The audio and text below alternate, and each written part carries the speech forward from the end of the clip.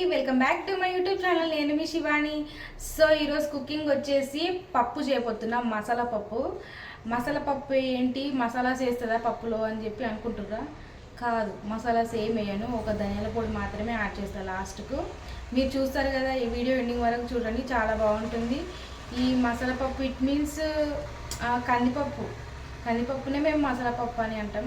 మా అమ్మ చిన్నగా ఉన్నప్పటి నుంచి చేసేది, చాలా బాగుంటుంది. మా అమ్మ చేతి పప్పు అయినా ఏ కర్రీ చేసినా మస్తు ఉంటుంది, మస్తు చేస్తుంది మా మమ్మీ. సో నేను కూడా నేర్చుకున్నా, నాకు కూడా మంచిగా గురింది. మా అమ్మ అంత కాదు కానీ ఏదో చేస్తా, బాగానే చేస్తా. సో మీరు కూడా ఈ పప్పు ఎలా చేస్తారు, ఏంటి ప్రాసెస్ అనేది మీరు కూడా చూసేయండి. అంతకుముందు మీరు ఈ వీడియోని లైక్ చేయండి, షేర్ చేయండి, కామెంట్ చేయండి, సబ్స్క్రైబ్ చేయడం మాత్రం మర్చిపోకండి. Please do subscribe to my YouTube channel. Okay friends, let's get started. First 120 ml కందిపప్పు తీసుకున్న తర్వాత ఆ పప్పుని 2 సార్లు వాష్ చేసుకొని మంచినీళ్ళు పోసుకొని పక్కకు అయితే పెట్టేసుకుందాం. నెక్స్ట్ ఆనియన్స్ కట్ చేసుకొని పెట్టేసుకోవాలి. సో ఇప్పుడు స్టవ్ ఆన్ చేసుకొని కడాయి పెట్టేసుకున్న తర్వాత ఆయిల్ వేసుకుందాం. సో ఆయిల్ అయితే కాగింది. ఫస్ట్ మనం ఆవాలు వేసుకుందాం. ఆవాలు వేసుకున్న తర్వాత కొద్దిగా చిటపటమన్న తర్వాత మనం జీలకర్ర వేసుకుందాం. జీలకర్ర వేసుకున్న తర్వాత ఇప్పుడు మనం ఆనియన్స్ యాడ్ చేసుకుందాం. ఆనియన్స్ అయితే యాడ్ చేసుకున్నా. నెక్స్ట్ ఆనియన్స్లో ఇప్పుడు మనం సాల్ట్ వేసుకుందాం. కొద్దిగా సాల్ట్ వేసుకుందాం.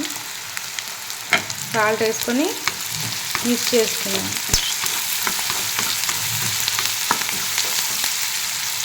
మెయిన్ థింగ్ ఏంటంటే ఈ మసాలా పప్పులోకి ఆనియన్స్ అనేది main.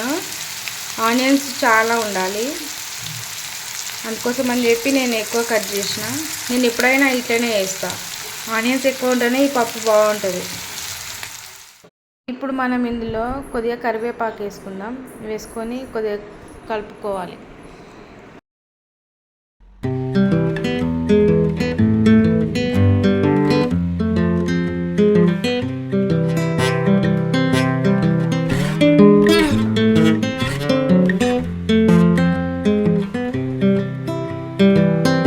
I've been thinking about myself today, thinking how I changed, how I really don't care.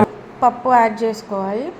పప్పు మొత్తం వేసుకున్న తర్వాత ఒకసారి కలుపుకోవాలి మొత్తం.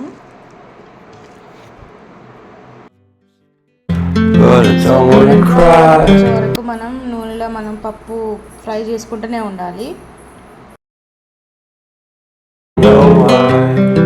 సో పప్పు మంచిగా ఫ్రై అయిపోయింది. అల్లం వెల్లుల్లి పేస్ట్ యాడ్ చేసుకుందాము. యాడ్ చేసుకున్న తర్వాత ఒక 2 minutes వరకు మూత పెట్టి ఉంచుదాము, పచ్చివాసన పోయే వరకు.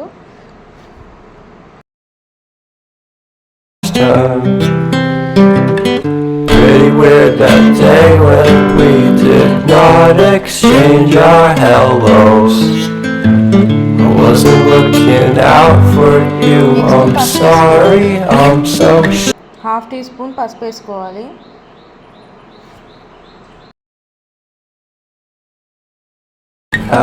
వేసుకున్నాక ఒక 3 minutes వరకు నూనెలో ఫ్రై అయిపోయిన తర్వాత మనం వాటర్ అనేది యాడ్ చేసుకోవాలి. నేనైతే ఒక చెంబు వాటర్ వేసిన తర్వాత ఒకసారి మూత పెడదాము. మూత పెట్టిన తర్వాత ఒక 10 minutes తర్వాత ఉడుకుతుంది కదా. సో మూత తీసి చూస్తే మనకు పప్పు అనేది ఉడుకుతుంది. ఇప్పుడిప్పుడే ఉడుకుతుంది కదా. సో ఇప్పుడు మనం ఒక ప్లేట్లో వాటర్ తీసుకొని పైన పెట్టేసుకోవాలి, ఆవిరిలాగా. కింద మాడకుండా ఉంటుంది. ఈ టిప్పు ఫాలో అవ్వండి, బాగుంటుంది. మీకు కింద మాడ తెలవకుండా ఉంటుంది మనకు పప్పు. సో పప్పు అయితే ఉడికిపోతుంది. 4 minutesకి ఒకసారి కలుపుకోవాలి మనం.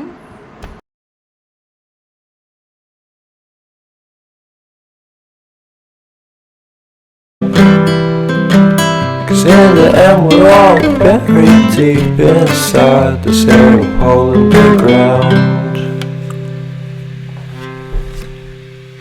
సో పప్పు ఒక 90% వరకు ఉడికిపోయిందండి మంచిగా.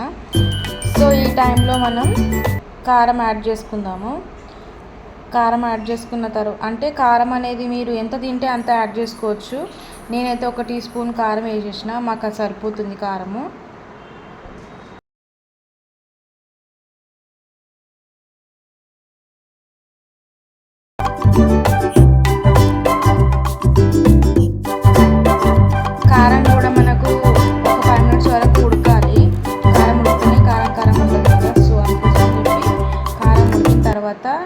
కొంచెం పైకి కనిపిస్తుంది కదా.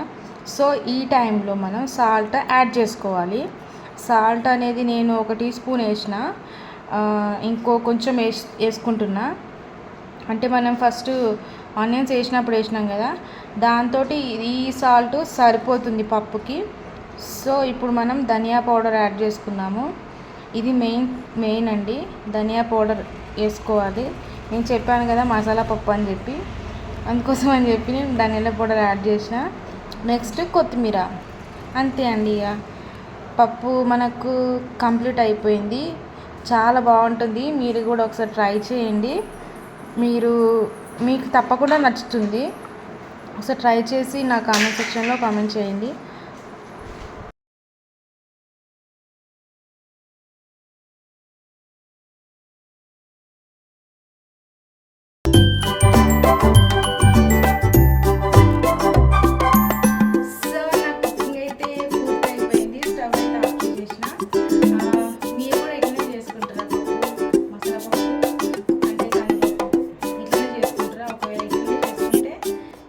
చేయండి.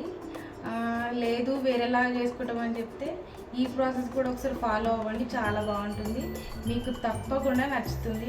సో ఈ వీడియో కనుక మీకు నచ్చినట్లయితే లైక్ చేయండి, షేర్ చేయండి, కామెంట్ చేయండి, సబ్స్క్రైబ్ చేయడం మాత్రం మర్చిపోకండి. Please do subscribe to my channel. Okay friends, bye.